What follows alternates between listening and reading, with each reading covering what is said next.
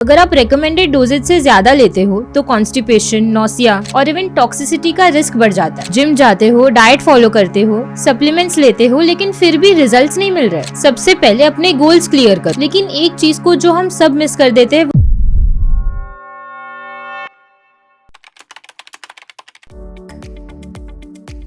क्या सप्लीमेंट लेने से एक्सट्रीम वेट लॉस या वेट गेन होता है? अगर आपको भी ऐसे ही डाउट्स है तो आप इसे इजीली सॉल्व कर सकते हो। इजी है। सप्लीमेंट्स को समझिए। मार्केट में कौन से टाइप्स ऑफ सप्लीमेंट्स अवेलेबल है उसे स्टडी करिए, उसकी नीड्स को समझिए और सिग्निफिकेंस को जानिए। आपका कंफ्यूजन ऑटोमेटिकली दूर हो जाएगा। आप खुद समझिए, अगर आप फिटनेस के लिए इतनी मेहनत करते हो, जिम जाते हो, डाइट फॉलो करते हो, सप्लीमेंट्स लेते हो, लेकिन फिर भी रिजल्ट्स नहीं मिल रहे, यहाँ प्रॉब्लम हो सकती है सप्लीमेंट्स लेने के तरीके में। पहली गलती जो बहुत लोग करते हैं, सप्लीमेंट्स को गलत टाइम पे लेना। फॉर एग्जाम्पल, अगर आप प्री वर्कआउट सप्लीमेंट लेने का सोच रहे हो और उसे आप वर्कआउट के बाद लेते हो तो उसका असर कम हो जाएगा। क्रिएटिन या BCAA जैसे सप्लीमेंट्स वर्कआउट से पहले या बीच में लेने चाहिए ताकि आपको इंस्टेंट एनर्जी और एंड्योरेंस मिले। और दूसरी तरफ मैग्नीशियम को रात में लेना बेटर होता है क्योंकि आपके बॉडी को रिलैक्स करने और रिकवरी में हेल्प करता है। दूसरा कॉमन मिस्टेक ये है कि बिना सोचे समझे किसी भी सप्लीमेंट को फॉलो कर लेना। आपने सुना होगा, सब वे प्रोटीन ले रहे हैं तो मैं भी ले लेता हूँ, लेकिन आपकी बॉडी को क्या स्पेसिफिक न्यूट्रिएंट्स की जरूरत है। फॉर एग्जाम्पल, अगर आपको गैस्ट्रिक इश्यूज होते हैं तो रैंडमली वे लेना सही नहीं है। आपको सही टाइप का वे चूज करना चाहिए, जैसे वे आइसोलेट, क्योंकि उसमें लैक्टोज कम होता है जो डाइजेशन में हेल्प करता है।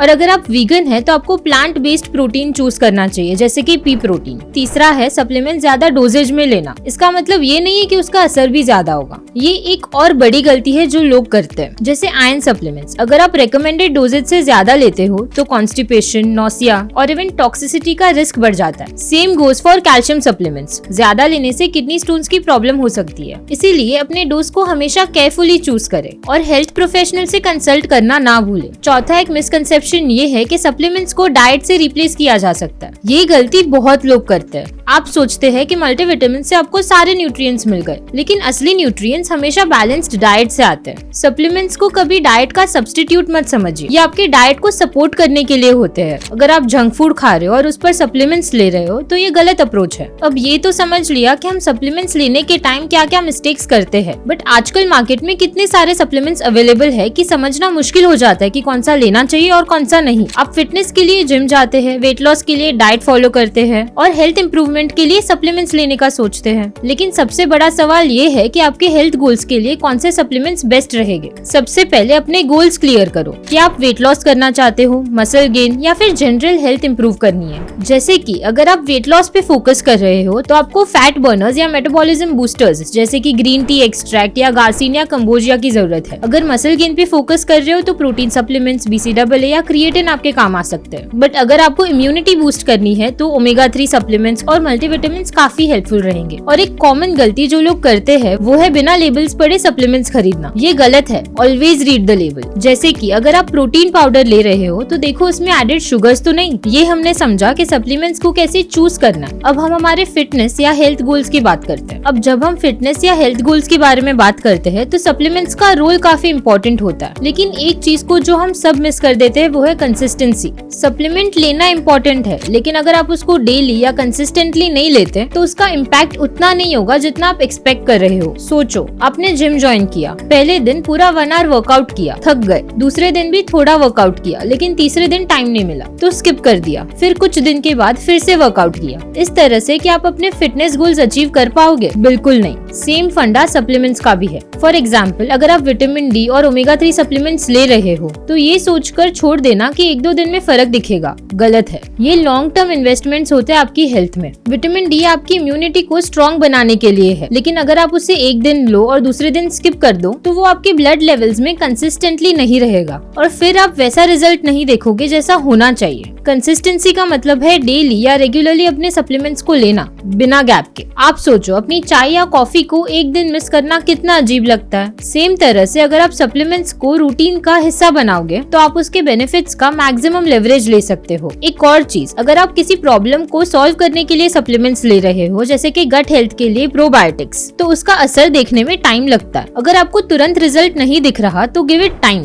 Don't give up. ये आपकी बॉडी के साथ लॉन्ग टर्म कमिटमेंट का पार्ट है। Now let's understand the relation of supplements with our diet. Supplements जैसे vitamins, minerals, protein powders या omega ओमेगा 3 कैप्सूल्स वो न्यूट्रिएंट्स प्रोवाइड करते हैं जो आपकी डाइट से कंप्लीट नहीं हो पाते। लेकिन इसका मतलब ये बिल्कुल नहीं कि सप्लीमेंट्स आपकी डाइट को रिप्लेस कर सकते हैं। समझने वाली बात ये है कि डाइट्स और सप्लीमेंट्स एक दूसरे की कॉम्प्लीमेंट्री है, ये एक टीम की तरह काम करते हैं। एग्जाम्पल के लिए अगर आपका गोल वेट लॉस है तो सिर्फ फैट बर्नर या प्रोटीन शेक पे डिपेंड करना गलत होगा। आपको अपनी डाइट में भी हेल्दी फैट्स, लीन प्रोटीन और फाइबर रिच फूड्स इंक्लूड करने पड़ेंगे। सप्लीमेंट्स आपकी फैट बर्निंग प्रोसेस को स्पीड अप करेगा, लेकिन अगर आप जंक फूड कंज्यूम करते रहेंगे तो सप्लीमेंट भी इफेक्टिव नहीं होगा। अब बात करते हैं एक कॉमन अर्बन इंडियन सिनेरियो की। आजकल के हेक्टिक शेड्यूल में हम सब विटामिन डी डेफिशिएंसी से परेशान हैं। सनलाइट का एक्सपोजर कम होने से ये प्रॉब्लम और भी बढ़ जाती है। यहाँ पर विटामिन डी सप्लीमेंट्स काम आते हैं। लेकिन अगर आप अपनी डाइट में कैल्शियम रिच फूड्स जैसे मिल्क, पनीर या लीफी ग्रीन्स नहीं लेते तो विटामिन डी का मैक्सिमम बेनिफिट नहीं मिल पाएगा, क्योंकि विटामिन डी कैल्शियम अब्जॉर्प्शन में हेल्प करता है। तो ये समझना जरूरी है कि सप्लीमेंट सिर्फ तभी असर दिखाते हैं जब आप अपनी डाइट का भी ध्यान दें। नेक्स्ट टाइम जब आप अपने हेल्थ गोल्स के लिए सप्लीमेंट्स खरीदने का सोचे तो अपनी डाइट पे भी एक नजर डालें। So this was the video on supplements and how they help you in your fitness journey. और अगर आपको ये वीडियो पसंद आई हो तो लाइक करें, सब्सक्राइब करें और अपने दोस्तों के साथ जरूर शेयर करें। और कमेंट्स में बताइए कि आपने अभी तक बताए गए सप्लीमेंट्स में से कौन से सप्लीमेंट्स ट्राई किए हैं।